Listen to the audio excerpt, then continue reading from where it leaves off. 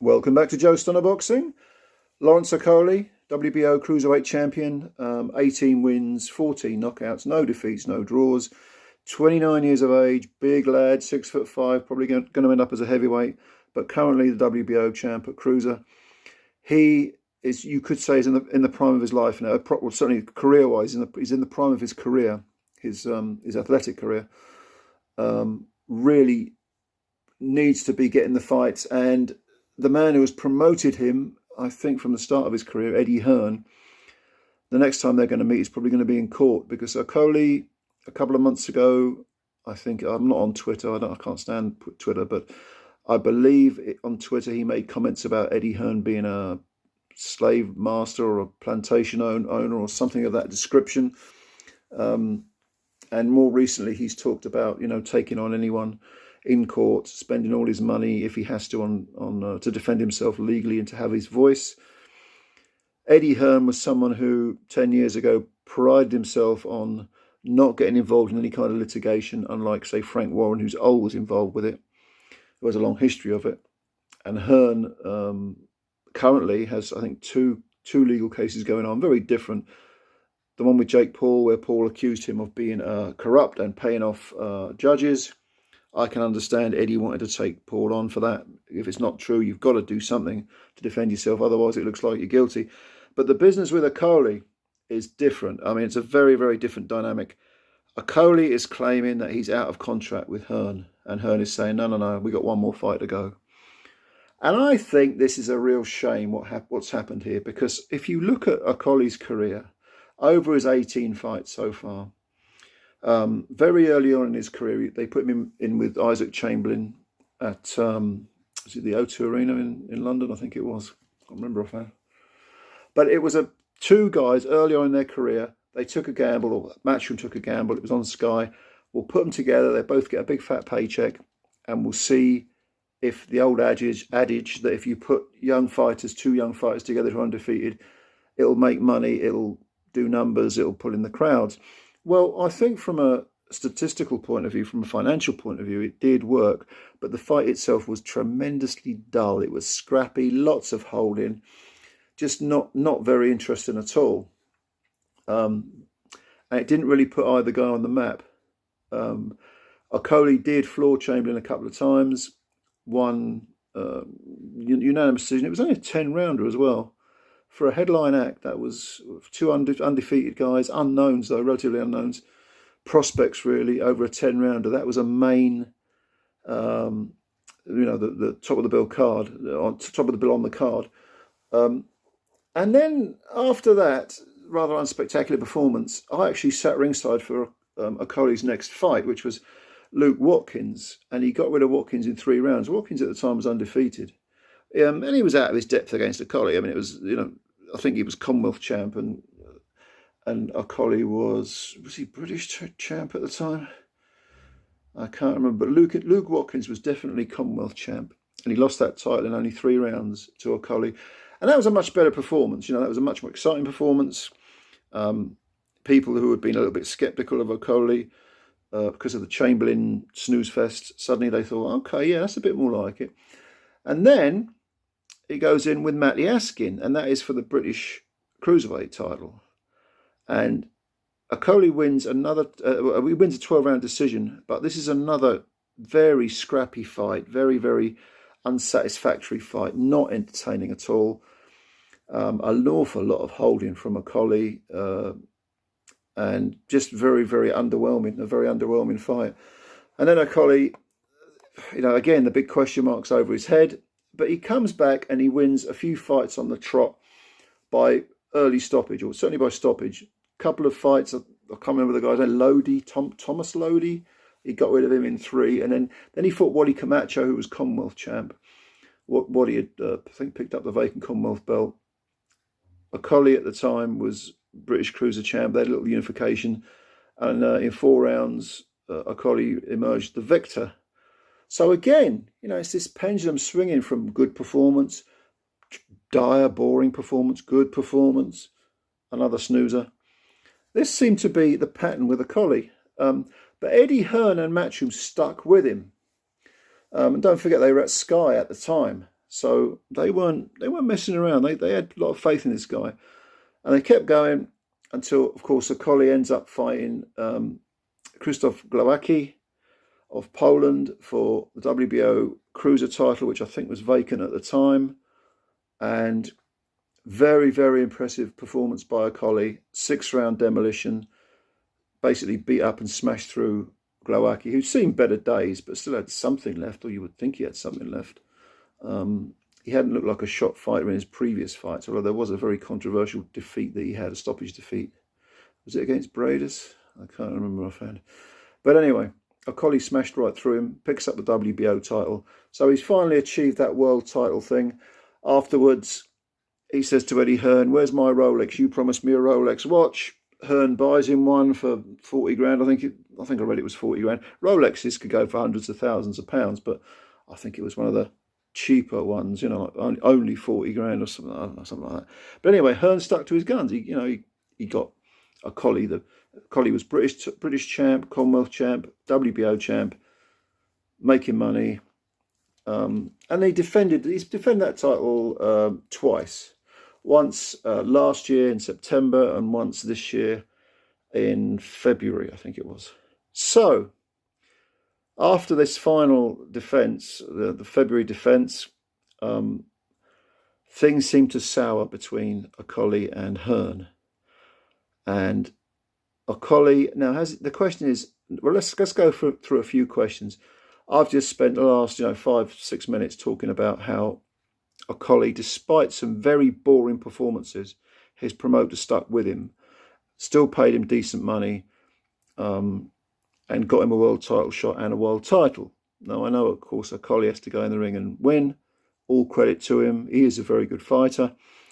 I think his team up with McGuigan definitely paid dividends. He was looking exciting. But if you look at his last fight against Sizak, is that Mikhail Sizak? I can't remember the guy's name. But that was not a convincing performance. And it came off the back of a 3-round demolition of a previously undefeated Dylan Prasovic, and of course the Glowacki destruction. So Okolie he's gone from being very dull to exciting and looking like a real world beater. But during those dull moments, those down moments, EDDIE Hearn and Matchroom was still plugging money into him and still giving him chances, still getting him the chances. So they didn't lose faith when he was stinking the place out with Isaac Chamberlain and Matty Askin. Now, the flip side of this is, obviously, and I think probably all of you, or if near as damn it all of you, will not know what has gone on behind the scenes. Are there issues with him being paid? Was he paid in full? Was he, I'm not saying he wasn't. I'm just saying, what is the reason for this discontent that Okolie's obviously feeling? Does he feel that the defences haven't come quick enough because he hasn't fought since February? Does he want the unifications and Eddie couldn't deliver them, so he's peeved about that? Why is Okolie, when you consider how Hearn has guided his career, why is he speaking so vehemently? I mean, calling Hearn a slave master and a plantation owner and threatening to spend every penny he's got, speaking out in court. I mean, this is some odd behaviour. Is it possible he's had his head turned by Sky, by Ben Shalom, saying, of course, I'm not going to mess with anyone who's, got a contract with anyone else, but if you were available, we would pay through the nose to have you. That can turn heads. So I don't know. I don't think Okolie can moan about how he was brought to a world title. I think Matchroom did a very, very good job when they were at Sky and with DAZN. They've got him the opportunities. How well was he paid? I don't know. I honestly don't know. Has he been? Is it a case of the grass is greener on the other side? Again, I don't know. But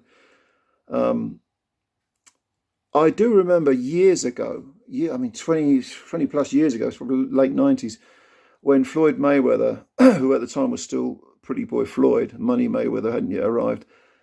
I remember Mayweather calling I think it was an HBO contract, for $12 million. I think it's 3 or 4 fights. I can't remember the details exactly, but he called it a slave contract. And I remember saying to my wife at the time, we were watching this, and I said to her, what's he talking about? $12 million? Is this, I wish they'd make me a slave for $12 million.